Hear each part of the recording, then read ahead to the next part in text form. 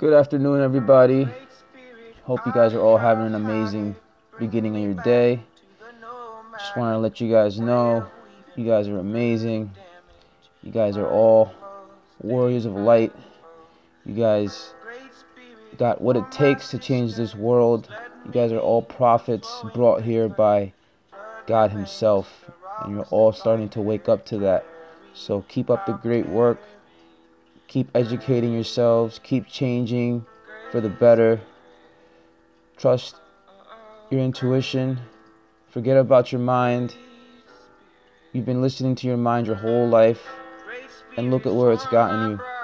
And now that you're starting to find your true calling and your true inner tutor, look at all the changes that have been happening in your life.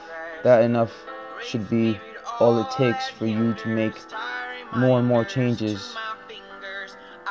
And I'm here with you guys. We can make these changes together.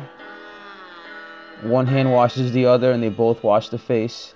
So it's an honor to have you guys tuning in and commenting on my group and liking what I say.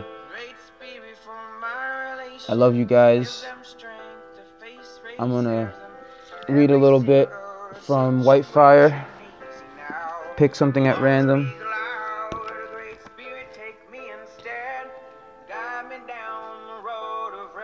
The sword of truth. The mind, the illusory person, doesn't want to change. It is afraid of change. It doesn't mind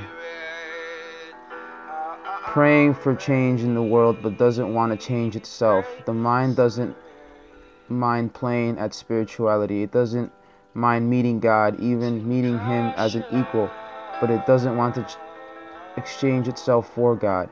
The psychological mind is the devil actually, but not totally, because it is mixed with the beingness. The mind wants to sell you a brand of spirituality which builds your ego, telling you, yes, let's do these exercises of embracing each other and praying for the world. But these things do not challenge you. I think I just read this one not too long ago. So let me find another one. Sometimes there will be a intensification of your unfolding into the self. Be completely open in your heart. Don't say, okay, I would like to travel in first gear. It's nice and I'm coming towards second. No, when you surrender, let God's hand be on the gear stick. Let Him drive. Don't try to control in any way the speed of your deliverance. Don't suggest slowing down. Don't say, I can only cope with this speed.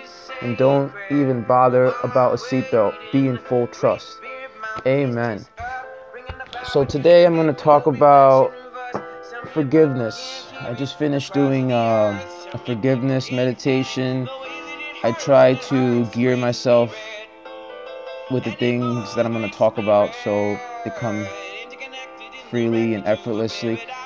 So forgiveness is huge. We've been taught from an early age to be a certain way, to listen to authority, and then if we don't listen, aka if we don't let them control us, we should be punished and we should be spoken down to and treated as if we are not good listeners. But there's a difference between listening and being forced to do things. And I'm learning that as a parent, that I can't force my kid to do something and say, why aren't you listening? Because that's not really listening. And we all have these blockages in us that we need to work out. We need to go back into our childhood and find those experiences that are locked away in us and are blocking our heart from shining.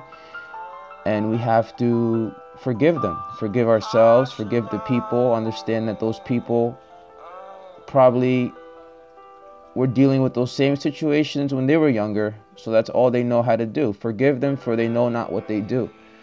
That is such a powerful statement that Jesus said, because it is true. People are mentally sick, and it's kind of like they're on the floor bleeding out, but because they said something that struck a chord with us, we want to kick them instead of giving them a hand. People that hurt us are hurting. They're not doing it because they're having one of their best days. They're doing it because they're sick and tired of the same struggle that their mind keeps perpetuating. So next time somebody pisses you off, do your best to forgive them at that moment. Send them love. I know it's hard. I deal with it every day because I go to work and I work in construction, and let's just leave it there. So it's great to see this be done in the moment, because you start to realize, whoa, like my energy completely shifted, and I'm no longer in this tight space of I need to do something, I need to prove them wrong, or whatever the case may be. So that itself is a huge lesson. Experience is the best lesson, in my opinion, because it's something that no one can take away from you.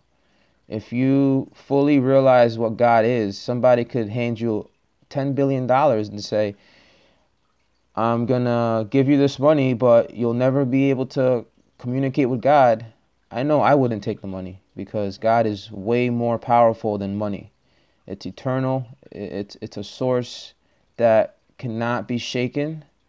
And once we start speaking from that truth, we can't be shaken. So I love you guys. Hope you guys have a blessed day. I'm going to cook something and go to work. Stay tuned.